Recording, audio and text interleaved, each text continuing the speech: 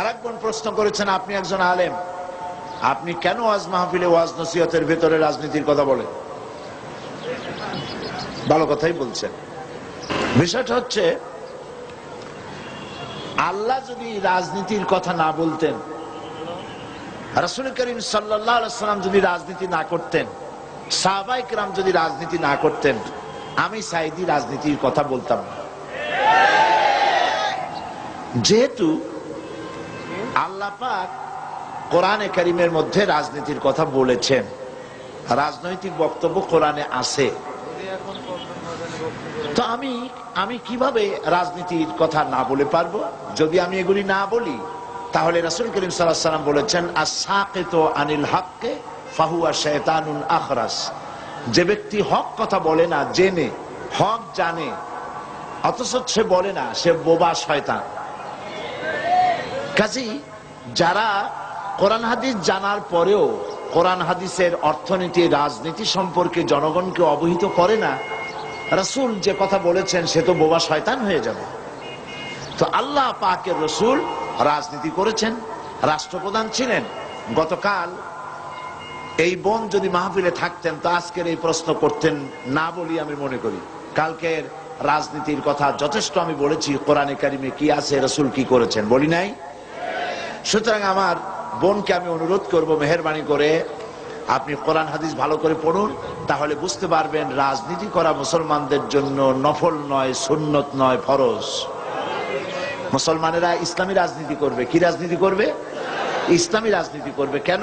আমি যদি রাজনীতি না করি তাহলে সুদ বন্ধ করব কি করে? সুদ কি হালাল না হারাম? বলেন, হালাল না হারাম?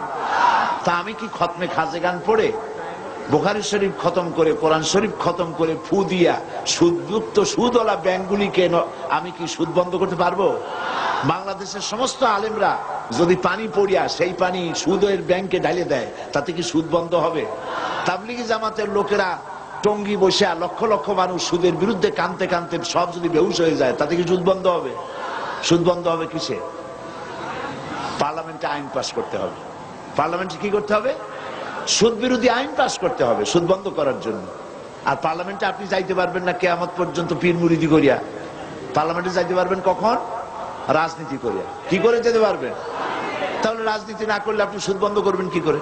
এরপরে দেশে বেশ্যাবৃত্তি চলতেছে, ঘুষ চলতেছে, সুদ চলতেছে, জুয়া চলতেছে, জেনা ব্যভিচার চলতেছে, ঠিক কিনা বলেন? এগুলো আপনি কি দিয়ে বন্ধ করবেন? এদেশে তো হাজার হাজার বছর ধরে ওয়াজ হচ্ছে, শত শত বছর ওয়াজ হইতেছে, পীর মুরিদি হইতেছে, বলেন কথা ঠিক কিনা? তো এত ওয়াজ, এত পীর মুরিদি, এত তাবলীগ, এত জিকির, এত কিছু, সুদ বন্ধ হয়েছে? বেশ্যাবৃত্তি বন্ধ হয়েছে? জেনা বন্ধ হয়েছে? চুরি ডাকাতি বন্ধ হয়েছে? সেগুলি আপনি বন্ধ কি দিয়ে করবেন? বন্ধ করবেন সেইভাবে রাসূল করেছেন, যেভাবে রাসূলুল্লাহ মদিনায় গিয়েছেন, রাষ্ট্র প্রতিষ্ঠা করেছেন, কোরআনের আইন চালু করেছেন, রাজনৈতিক বিধান চালু করেছেন, সমাজনীতি দিয়েছেন, অর্থনীতি দিয়েছেন, ইসলাম পূর্ণাঙ্গ রূপে প্রতিষ্ঠিত হয়েছে।